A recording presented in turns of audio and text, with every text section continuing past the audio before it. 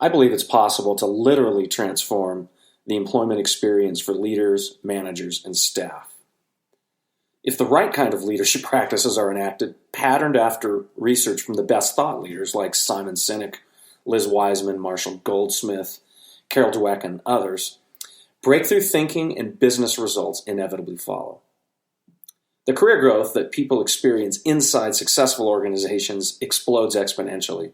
Imbalances in workloads, accountability, and servicing customers tend to equalize because everyone is able to contribute in a meaningful way to outcomes that matter. When people ask what our mission is at Career Climb Consulting, it is simply to optimize human potential. So what could happen if you were actually able to double your workforce?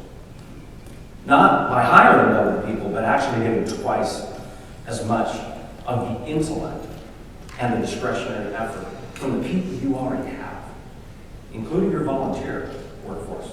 So you think about that, that really is the promise of multipliers. You can begin to enact that and begin to see that become reality as we start to embrace the mindset of the multiplier.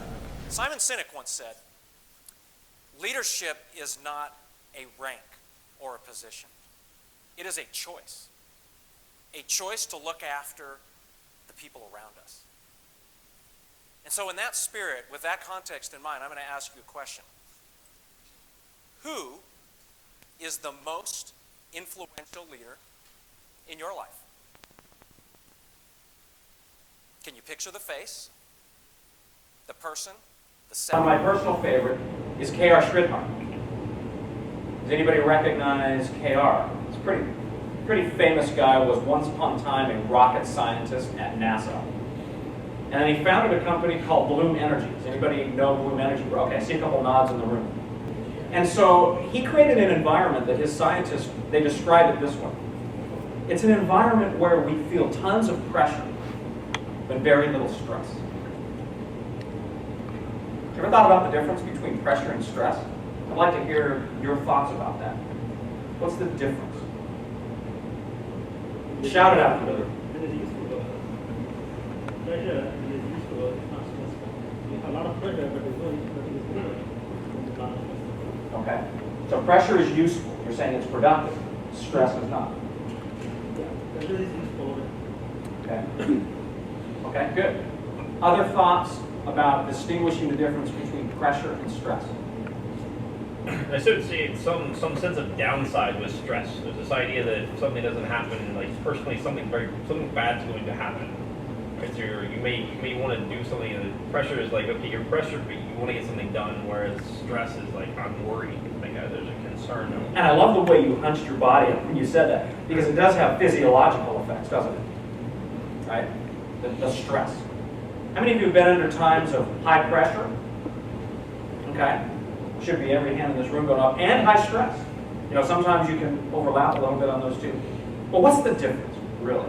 It doesn't matter what we do in talent management, compensation, benefits, perks, you know, all the stuff that we see happening. We can have the greatest programs known to man, but if our managers are not having the conversation with their employees to figure out what that meaningful and interesting work looks like, we're going to lose them. Because networking is easier today than it ever has been. Right? You can go onto LinkedIn, and there's all kinds of forums that people can go interact and find it elsewhere if they truly want to. So we have to become fascinated by what are the employee aspirations, and are we equipping our managers enough to go and find them out? Without question, one of the individuals would be Dr. David Drake. I took his certification program on narrative coaching because it has had such a personal impact on me and the people that I work with. Dr. David Drake wrote the book on narrative coaching, so I not only read the book, but took his training series on that. And one story that he shared really stands out as kind of, it typifies our journey in leadership. He was at an educational retreat on a campus back east, and it was very late at night when he was with his project team. And so they ended well after midnight. It was a dark night, there was no moon. And he had to find his way from the conference center back to his cottage through a thickly wooded area on campus. And so literally, he's feeling his way in the dark.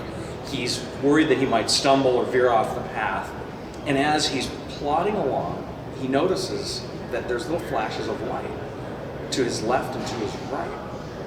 And amazingly, as he's involved in this journey, he discovers that the woods are full of lightning bolts, and they are responding to the vibrations of his footfalls. And so literally, the stronger his steps, the greater the illumination.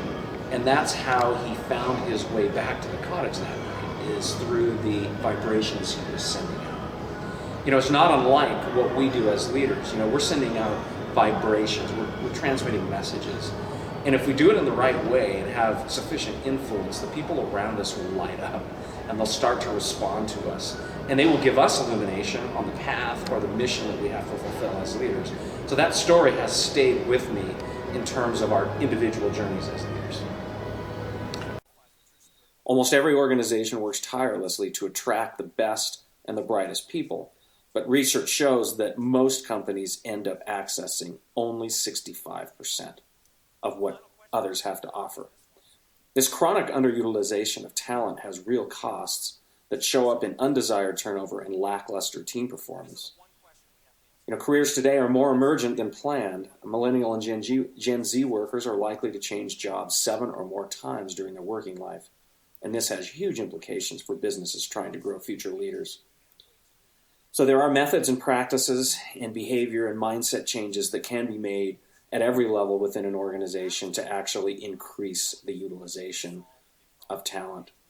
And that has to do with the discretionary effort and the intelligence that can be offered to solve greater problems that need to be addressed.